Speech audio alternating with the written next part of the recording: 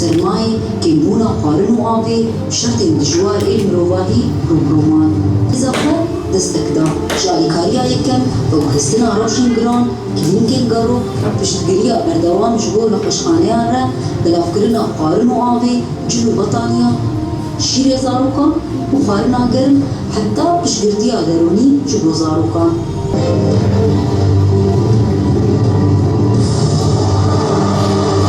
سالên dirêjin ku gelê me di êşê de derbas dike û jiyan dike.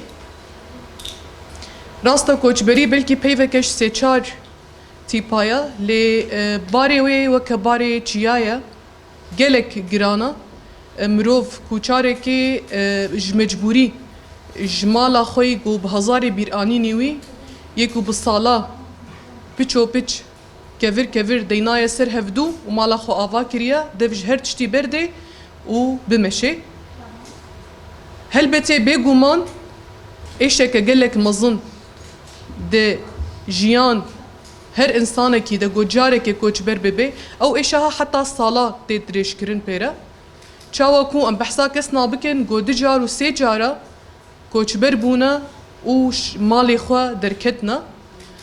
Rasta ev ne cara yekeme em bêjin ji koçberbûnê lê ya herî bi êş bû ya herî giran bû ji ber di şert û merçinê gelek zehmet dibûn em bêjin milê ewlekariyê de jî her wiha di seqema ku hatî jiyankirin jî em dibînin ku zistana îsal bi salaya zistaneke wilo serma û seqem me nedîtiye li vê derê ji hemû aliya ve giran bû û zehmet bû ji bo we. Ji bo vê yekê jî heyva sora Kurd erkê wê serekeyek û alîkariya gelê xwe bike. Bi rastî em di nav wa da ji ber niha hemû rêxistinê mirovahî bêguman erkê we ku karekî sereke em bêjin milê mirovahî de alîkariya kesan bikin. Lê ji ber heyva sora Kurd hemû kesê gotê de kar dikin karmindê wê yê vê cihîne yê vê axêne ew bi xwe jî hejmareke gelek mezin ji endamê me ew bi xwe koçber bûne carekê û di cara û xwe bi xwe alîkariya koçbera dikin. Ji bo vê yekê jî em bi êşa we gelek bandor bûn lê me hewl da ku ev êşahan bibe hêz ji me re û em karîbin alîkariya xwe xurtir bikin berfirehtir bikin mistir bikin. Em karîbin bibin bersiv gorî imkana gorî derfeda em karîbin bibin bersiva va êşê gotê jiyan kirin. Alîkariya me jî ji hemû aliya debû em bêjin nêzî 11 klînîkê gerok ji deqa yekem ve ji koçberbûnê heta nihakê kar û xebatê û xizmetê de ne di nav hemû cihê kombûna koçbera da her wiha em bêjin xwarinê gerim xwarinê normal hate belavkirin giştî pêwîstî û pêdiviyê va koçberê goberê xwe dane me hemû pêdiviyê wa me pêşkêş kir ji ware. Rasta belkî di gelek cihada têrê nedikir lê me hewl da heta em bêjin kêmayî nekevêtê de me tenê nikarîbû em vê gavaha bikin. Bi rastî yanî her kesê dît û şopand ser her em bêjin social medyayê destpêkê di wa rojê her sê-çar rojê yekem de gelê cezîrê bixwe gelê rojava bixwe xwe bi xwe xwedî li va koçbera derket. Kesekî got belkî nanek tenê di mala wî de bû ew mal bênan bû jî belkî nêvî xwe û va koçberê hatkin her kesekî feqîr berî têra alîkarî ji malê xwe derdixistin û o alîkariya va koçbera dikin. Her wiha Kurdê me giştî cîhanê em bêjin di sekina wa de bê alîkariya wayî maddî de bê gelek spas ji bo alîkariya wa û spasîke taybet ji bo Kurdê me başûrê Kurdistanê jî ya ku sekineke gelek mezin em bêjin hate kirin cihê rêz û hirmetê ye cihê ku em bêjin em bejna xwe li ber vî hestê wa û dilê wa û alîkariyê ku ji dil û can bi rojavara bi giştî em bêjin koçbera re û gelê rojavayê ku dilê wa şikestî bû ji bo va koçberê han re kirin. Dîsa em xurtir kirin em bihêztir kirin ku em karîbin wê em bêjin zehmetiya han karîbin derbas bikin. Spas ji bo alîkariya hemû giştî em bêjin Kurdê Rojava û yê başûr û yê hemû cîhanê aliyê va koçberê han va teqsîrî nexistine tê de. Lê bi rastî îro roj tişta ku pêwîst ne tenê em bêjin xwarin û vexwarine bila ez em bêjin her tiştî em ji ware pêşkêş bikin ليه تشتك هيا ناي بيجن التعويض كرن ملي نفسي ملي دروني يعني حمو كوچبري جو إيرو روج جيانا خود دبستانا داد قدينن براستي روجانا صد جاري دمرن جبر قلك إيش هادية جيان كرن جبر دوري خاكا خون جبر كدا صالا دشبورو كده شو جبر كسيكو مالباتاوي هنجي بريندار بون هنجي شهيد كتن يعني شقا أم حمود تشتيجي جوارة بيشكش بكن هري وي أو إشاها بوارة بميني تاني برسوا في إشاها أم بيجن چارة سركرنا برنگكي تمامتي نرنگكي دمكي كو أفكسي ها كاري بن وگرن سر آخا خوا باجاري خوا مالي خدا برنگكي أولا هروها برومت بسر بلندبون داوية دا استخوازن بيجم امرخنا داين خوددن هجر كماي ما هول دابشه بروج امكار بكن هجر كماسيه مهبن مقابلي قلي خو مقابلي فاكوش برا امرخنا داين خودن بنافي خو بنافي هيفا صوره كرجي هجر كماسي جي كتنتدا وامي بمننجي حتى ابيشها هي امي بمنن اليكاريه بردوام امي بكن ام هيفيت كن دمك هري نيزدا ام ببن مهفان داريه وان الباجاري وا والسر اخا وا بكيف خوشي وبدل خوشي وبدل قشي مهيفيت كن روجي وري صالي وري روجي تشوي وصالي تشوي خوشتربن صالي خوشيه وكيفي بن ني ايشي بن صالن كاريبن في ايشي جوهاتي جيان كرن بدنا جبير كرن. السيدات والسادة الصحفيون، رحبوا بكم. بدأت موجة نزوح كارثية مؤخرا بتاريخ 18 كانون الثاني 2026. هذه الموجة ليست نزوحا جديدا بل استمرارا لمعاناة متواصلة منذ عام 2018 عندما أجبرت الهجمات التركية وفصائلها أهالي عفرين على النزوح. العديد منهم هجر لاحقا إلى الشهباء ثم إلى مناطق الطبقة والرقة بحثا عن استقرار نسبي. ومع الهجوم الأخير للفصائل الحكومة السورية المؤقتة على مناطق الطبقة والرقة وارتفاع مستوى المجازر الإنسانية، اضطر الأهالي من عفرين الساكنين في الطبقة والرقة في المخيمات ومراكز اللواء والموجودين من هذه المناطق في تلك المدن إلى النزوح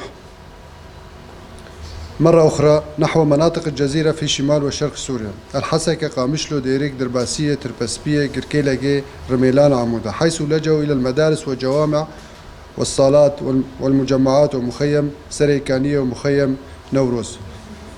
والكثير منهم سكنوا مع عائلاتهم أو أقاربهم أو الكثير من العائلات في هذه المدن أو هؤلاء النازحين الذين أتوا إلى هذه المدن. بلغ عدد النازحين نتيجة هذه الأحداث إلى ما يقارب 60,000 نازح تقريبا ضمن 236 مركزا للإيواء بالإضافة إلى الساكنين في المنازل. ويشمل النزوح مهجري عفرين سابقا والنازحين من الطبقة والربقة وعائلات من الشيخ مقصود وحلب. منذ اللحظات الأولى لوصول النازحين واجهت العائلات وضعا إنسانيا صعبا ومتفاقما مع نقص المأوى والأغذية والمحروقات، شح الغذاء والمياه النظيفة، محدودية خدمات الرعاية الصحية، والضغط الشديد على الإمكانيات المحلية في ظل ظروف شتوية قاسية. وفي مواجهة هذا الوضع الطارئ تدخل الهلال الأحمر الكردي فورا للاستجابة عاجلة، وقد شملت الاستجابة تقديم الإسعافات الأولية، تحويل الحالات الحرجة إلى المشافي، تفعيل العيادات المتنقلة، وتزويد المشافي بالأدوية والمستلزمات الطبية. كما تم توزيع سلات غذائية ومواد نظافة شخصية وخزانات مياه بالإضافة إلى ألبسة وبطانيات ومدافئ وحليب وحفاضات الأطفال، فضلا عن وجبات ساخنة وخبز ومساعدات مالية لمراكز اللواء. وتم تسيير قافلتين إغاثيتين إلى كوباني مع توفير الدعم النفسي والاجتماعي للأطفال من خلال الأنشطة وفعاليات مخصصة. خلال هذه الفترة تم أيضا التركيز بشكل خاص على رعاية الفئات الأكثر ضعفا بما في ذلك الأطفال، النساء، كبار السن، والمرضى المزمنين، مع متابعة صحية مستمرة داخل مراكز اللواء لضمان تقديم الرعاية الكاملة لهم. ونحن اليوم نؤكد أن ما تحقق من استجابة عاجلة وفعالة جاء نتيجة تضامن واسع وتكاتف شعبي مكن من إنقاذ حياة الآلاف الأشخاص في ظروف بالغة التعقيد. وبهذه المناسبة نعرب عن بالغ تقديرنا وامتناننا لكل من ساهم في هذه الجهود الإنسانية، لا سيما الهلال الأحمر الكردستاني والمنظمات المحلية والدولية وأهالي باشور وباكوري كردستان، إضافة إلى المبادرات الشعبية داخل وخارج البلاد. كما نتوجه بالشكر إلى الجهات الداعمة ومن بينها أهالي باكوري كردستان وباشوري كردستان والأكراد الموجودين في جميع أنحاء العالم، إضافة إلى المبادرات الشعبية داخل وخارج البلاد. كما نتوجه بالشكر إلى الجهات الداعمة وبينها أهالي باكور ونذكر منها كردستان سيف ذا تشيلدرن، مؤسسة كركوك الخيرية، مؤسسة برزان الخيرية، تفدم، قناة حيشت، قناة كردسات، حملة كزي، كتلة هلوست، منظمة نهري، الجالية الكردية في قرقيزيا، أهالي رانيا وسنكر وحاجي آوا وسيدة صادق وسليمانية وجم جمال وبنجوين، شركة روجدا، شباب ألمانيا، منظمة ميديكو انترناشونال، أمل الفقراء ويونايتد ايد واتحاد الأطباء الكرد في ألمانيا، والأستاذ فرهاد من كندا. ورغم التحديات الكبيرة بما في ذلك الظروف الجوية القاسية من ثلوج وفيضانات ومخاطر أمنية التي طالت بعض أعضائنا، يواصل الهلال الأحمر الكردي عمله الإنساني بكل إمكانية حتى هذه اللحظة. المساعدات التي استلمها الهلال الأحمر الكردي: كردستان سيف ذا تشيلدرن 984 علبة مستلزمات للرضاع، 4 شاحنات أدوية، تفدم 45 خزان مياه، قناة حيشت تسير قافلتين تضم 150 شاحنة إغاثية، مؤسسة كركوك الخيرية 34 شاحنة مواد غذائية، حملة كزي 3 شاحنات مواد غذائية، قناة حيشت وكتلة هلوس والمؤسسة كركوك الخيرية هاي ضمنها الأدوية 4 شاحنات محملة ب 45 طن من الأدوية من شعب باشوري كردستان، حاجي آوا 7 شاحنات، بنجوين 3 شاحنات، جمجمال وكالار 3 شاحنات أدوية وغذاء، سنجر شاحنتان، السليمانية شاحنتان، رانيا شاحنة، سيد صادق شاحنة مواد غذائية، منظمة نهري شحنة أدوية وملابس و30 خزان مياه. الشركات المحلية: شركة آرسيل 1000 سلة غذائية، شركة روجدا وشباب ألمانيا 4 أطنان ملابس، قناة كردسات ومنظمة حماية أطفال كردستان شحنة أدوية بوزن 30 طن، بالإضافة إلى تنسيق مع مؤسسة برزان الخيرية لتوزيع المساعدات على النازحين. ما تم توزيعه من قبل الهلال الأحمر الكردي: القطاع الطبي تم توزيع 120 طن من الأدوية النوعية والمعدات الطبية التي وردت إلينا على المشافي الخاصة في جميع المدن في الحسكة والقامشلي والدرباسية وديرك في جميع المدن في الجزيرة، والمراكز الصحية بالتنسيق مع هيئة الصحة لقسم الأدوية. تم توزيع 4120 علبة حليب أطفال و 5399 لحفاضات الأطفال. المواد الغذائية 16077 سلة غذاء تم توزيعها، 8772 وجبة غذاء ساخنة. مواد الإيواء والتدفئة 4400 بطانيات وفرشات للمنازل، 975 مدفأة، إضافة إلى عدة مطبخ وحصار ل 1332 عائلة. مصابيح طاقة شمسية بعدد 1500. تم توزيع 1772 سلة ملابس و750 سلة للأحذية للعوائل. الدعم المالي تم توزيع 6074. الدعم المالي تم توزيع 6074 دعم مالي للعوائل.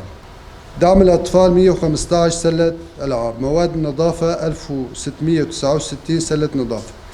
تم توزيع 1145 خزان مياه لمراكز الإيواء، بالإضافة إلى تشغيل الأفران لتوزيع الخبز مجانا في جميع المدن على الأهالي. شكرا لكم.